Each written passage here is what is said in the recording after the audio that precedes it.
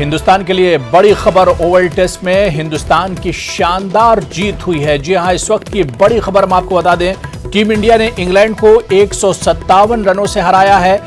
5 मैचों की सीरीज में अब हिंदुस्तान 2-1 से बरतरी हासिल किया हुआ है। 10 सितंबर से सीरीज का 5वां और आखिरी मैच खेला जाएगा। 5 मैचों की टेस्ट सीरीज में टीम इंडिया 2-1 से बरतरी बनाए हुआ है, यानी 2-1 से आगे है।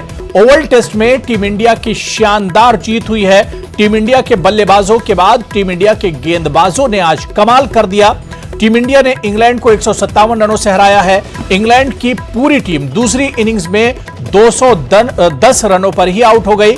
हिंदुस्तानी गेंदबाजों ने शानदार बॉलिंग का मुजाहरा किया।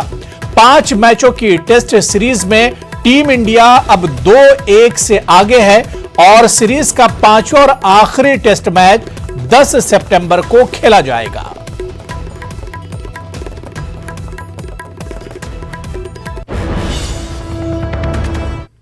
आगे बढ़ेंगे। समाजवादी पार्टी के साबिक मेंबर पार्लियामेंट अतीक अहमद की मुश्किलात में मजीद इजाफा हो गया। योगी हुकूमत की दरख्वास्त पर खुसूसी अदालत ने अतीक अहमद को मिली जमानत मनसूख कर दी है। अतीक अहमद को 18 साल पहले दर्ज एक मुकदमे में जमानत मिली थी। रियासती हुकूमत की तरफ से दाखिल अर्जी पर समाअत के बाद इलाहाबाद की MP MLA की खुसूसी अदालत ने अतीक अहमद की जमानत मनसूख कर दी। इस मामले में अतीक अहमद पर खुद अपने ऊपर जानलेवा हमला कराने का इल्जाम है। रियासती हुकूमत की तरफ से अतीक अहमद को मिली जमानत को मनसूख करने की अर्जी दाखिल की गई थी। वाज़ेह है कि अतीक अहमद बहुजन समाज पार्टी के साबिक MLA राजू पाल को कत्ल कराने और गवाहों को डराने समेत कई संगीन मामलों के तहत अहमदाबाद की जेल में कैद हैं। विधायक थे उस समय केंद्रीय कारागार नैनी से इलाहाबाद अदालत में पेशी पर आने पर उनके ऊपर जानलेवा हमला हुआ था, जिसमें बाद में उन्हें हमला कराने का षड्यंत्र करने का आरोपी बनाया गया था। हमले के बाद पूरे शहर में अलग अलग क्षेत्रों में अतीक अहमद के समर्थकों द्वारा तोड़फोड़ और आगजनी की गई थी, जिसमें एक मुकदमा थाना धूमनगंज क्षेत्र में दर्ज हुआ था, जिसमें अतीक अहमद को षड्यंत्र का आरोपी बनाया गया था। इस मामले में अतीक अहमद को पहले ही जमानत मिल चुकी थी, लेकिन 2017 में सत्ता परिवर्तन के बाद अभियोजन की तरफ से जमानत को निरस्त किए जाने के लिए एक प्रार्थना पत्र पेश की गई थी, जिसकी लंबी सुनवाई के बाद आज विशेष जज MP MLA कोर्ट ने उस प्रार्थना पत्र को स्वीकार कर लिया और अतीक अहमद की जमानत को निरस्त करने का आदेश कर दिया। रोजमर्रा की जिंदगी मामूल पर आने के बाद नॉर्थ सेंट्रल रेलवे ने आम मुसाफिरों की सहूलियात को ध्यान में रखते हुए खुसूसी ट्रेनों को चलाने का फैसला किया है। NCR ने लंबी दूरी तय करने वाली कई ट्रेनों में जिस्मानी तौर पर माजूर अफराद के लिए नई सहूलियात मुहैया कराई हैं। जिस्मानी तौर से माजूर अफराद अपनी व्हीलचेयर के साथ ट्रेन के अंदर मामूल का काम बगैर किसी मदद के कर सकेंगे।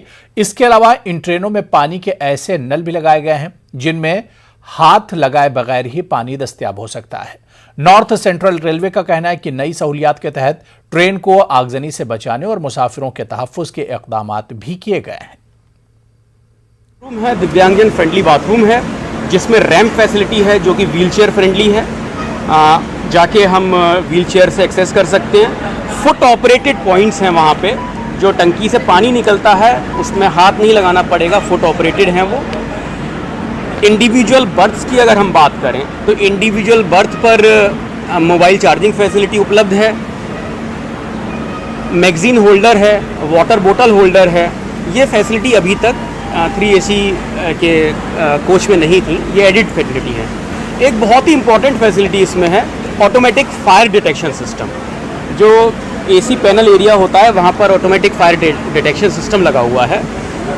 किसी भी ऐसे केस में, कई अनफोर्सिंग इंसिडेंट के केस में, फायर के केस में अपने आप वो सिस्टम इसको डिटेक्ट कर लेगा और अपने आप ही गाड़ी बंद हो जाएगी, रुक जाएगी।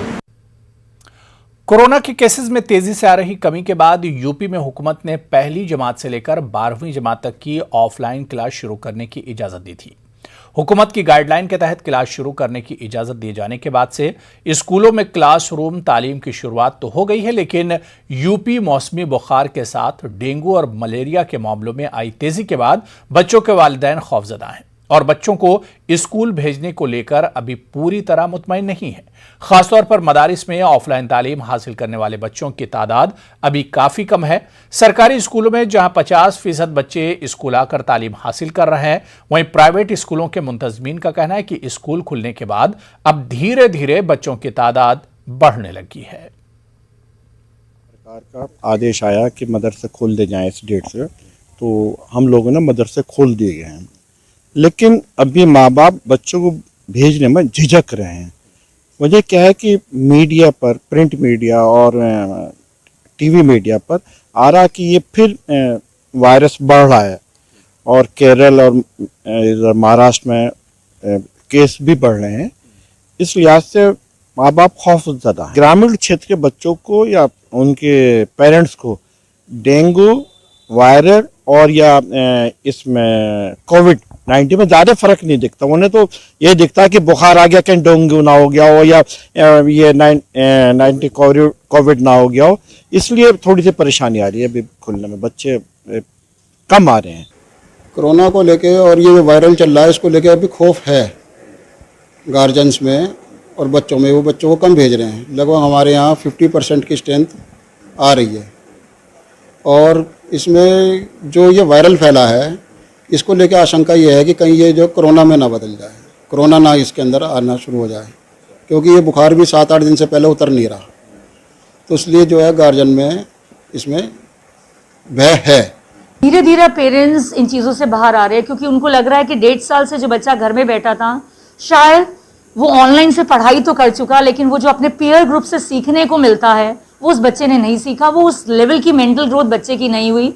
तो इसलिए अब पेरेंट्स निकल रहा है और अपने बच्चे को भेज रहा है स्कूल में, लेकिन वो सारी प्रिकॉशन के साथ स्कूल के अरेंजमेंट्स देख के गए हैं। They are satisfied with the arrangement of the school कि स्कूल में कोविड प्रोटोकॉल्स को पूरा फॉलो करा जा रहा है और उसके साथ अब पेरेंट्स भेज रहा है। अब हमारे पास 1st to 5th की भी स्ट्रेंथ बढ़ रही है। जहां हमें उम्मीद बहुत कम की थी, वहां भी अब हमारे पास स्ट्रेंथ आस्ते आस्ते इंक्रीज हो रही है, जो एक पॉजिटिव साइन है कि कहीं ना कहीं पेरेंट्स भी अब इस डर से बाहर आ रहे हैं। वज़ीर आला योगी ने आज वज़ारत ज़राअत के एहलकारों के साथ एक मीटिंग की। इस मीटिंग में योगी सरकार में अब तक के सभी स्कीमों और हुकूमत की फलाही कारकर्दगी का जायजा लिया गया।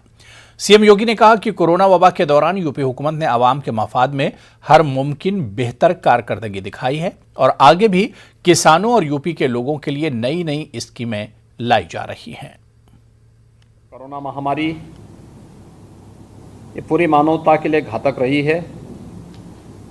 स्वस्थ जीवन व्यक्ति की सबसे बड़ी आवश्यकता है। समुचित पोषण एवं सुरक्षित भोजन वर्तमान परिवेश की सबसे बड़ी चुनौती है। वर्तमान कोरोना संक्रमण के समय कोरोना प्रोटोकॉल का पालन करते हुए हमारे अन्नदाता किसानों द्वारा अनाज, दलहन, तिलहन, सब्जी, फल, दूध आदि की प्रचुर उपलब्धता आम जन को सुनिश्चित कराई गई है। मुझे यह सूचित करते हुए हर्ष हो रहा है कि उत्तर प्रदेश ने विगत 4.5-5 वर्षों के दौरान खाद्यान्न उत्पादन का एक नया रिकॉर्ड बनाया है।